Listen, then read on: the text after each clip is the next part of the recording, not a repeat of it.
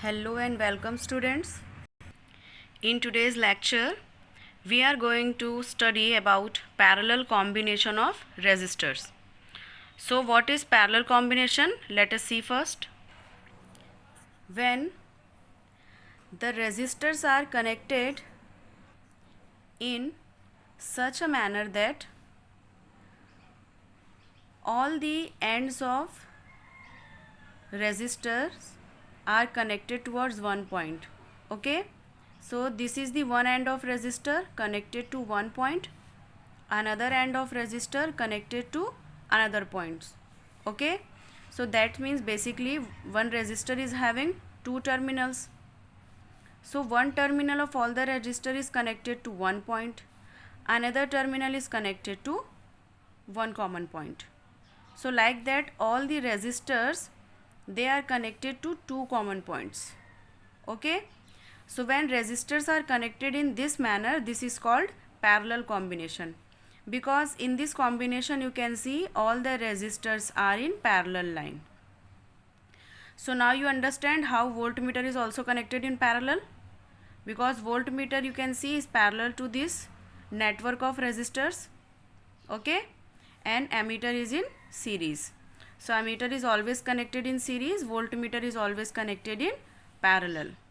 Okay, so once again let me tell you, in parallel combination, one end of all the resistor is connected to one common point, another end of all the resistor is connected to another common point. This kind of combination is called parallel combination. And to complete our circuit, we have one power source, key, voltmeter and ammeter.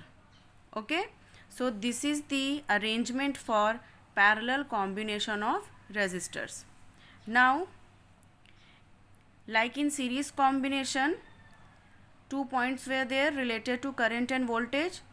In parallel combination also, you have to remember two basic and most important points. So first one, in parallel combination you can see from the source, this parallel combination of all the resistors, you can see here, in this all the resistors are at same distance from the battery. If we talk about resistor 1, this is the point where it is connected to battery.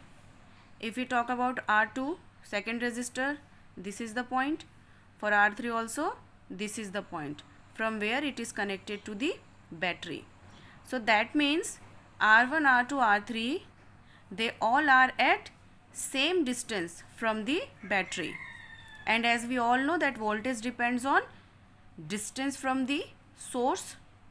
Okay, so here, because all the resistors are of same distance from the source, that's why the voltage across all the resistors are same. That is, if battery is providing V voltage, okay, voltage V, then voltage passing through resistor R1 is also V, from R2 is also V, from R3 is also V.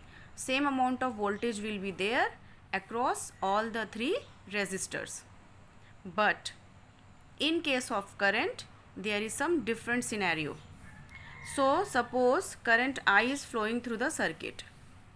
Okay, but when this current I comes at this point X, this is point X, when current I reaches here, this current has to pass through all the three resistors. So here at this point, this current will split into three parts. From R1, current I1 will flow. From R2, current I2 will flow. From R3, current I3 will flow. Okay, so different amount of current flows from the resistors. How much amount of current will flow? That is, from which resistor more current will flow, from which resistor less current will flow, that all depends on the resistance of the resistors. The resistor whose resistance is less, more current will flow, and whose resistance is more, from there less current will flow. Okay, Now that three currents I1, I2, I3, they again combine at point Y and becomes I. So here I is splitted in three parts, and here all the three parts combined and become I. So total current in the circuit is I, but the current through the resistors, they are different. They are I1, I2 and I3. So 2 points you got now, that in parallel combination the voltage across all the resistors is same, but the current across all the resistors is different. Now let us derive the formula for total resistance in the circuit. So total current in the circuit is I, where I equals to I1 plus I2 plus I3, equation number 1. Total voltage in the circuit is V. From Ohm's law we know V equals to I Rp, where Rp is the total resistance of the circuit in parallel combination of resistors. This formula can be written in this form, okay, because here I is different across all the resistors, so we will write it in form of I equals to V upon Rp, give it equation number 2. On applying Ohm's law separately for all the three resistors, we get these formulas: I1 equals to V upon R1, I2 equals to V upon R2, I3 equals to V upon R3. Putting these values of I1, I2 and I3 in equation number 1, we get I equals to V upon R1 plus V upon R2 plus V upon R3. Then from equation number 2, putting the value of I, we got V upon Rp equals to V upon R1 plus V upon R2 plus V upon R3. In this equation V is common, okay, so take it common, then this V and V will cancel. So finally we will get this equation, okay.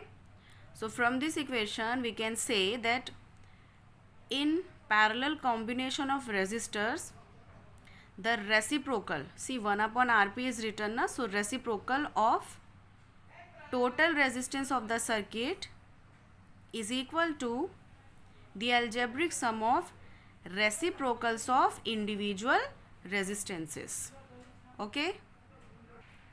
And when the reciprocal of any integer is added together, then the resultant integer is always less than the least individual value, okay. So in parallel combination of resistors, the resultant or the total resistance of the circuit is less than least individual resistance, okay.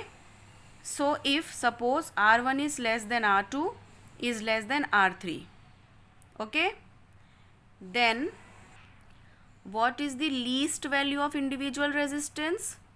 R1, okay. If R1 is less than R2 is less than R3, so this is the least value of resistance. So our resultant resistance Rp, that will be less than R1. So resultant resistance is less than least individual value, okay. While studying about the series and parallel combination, one more thing we have understood, that in parallel combination voltage is same across the devices which are connected in parallel, and voltmeter is used to measure the voltage, that's why it is connected parallel in the circuit. And in series combination, current is same through all the devices, that's why ammeter is connected in series in the circuit, because it is used to measure the current, okay. So this is it for today's lecture. See you in next lecture. Till then, goodbye, take care and do some productive work.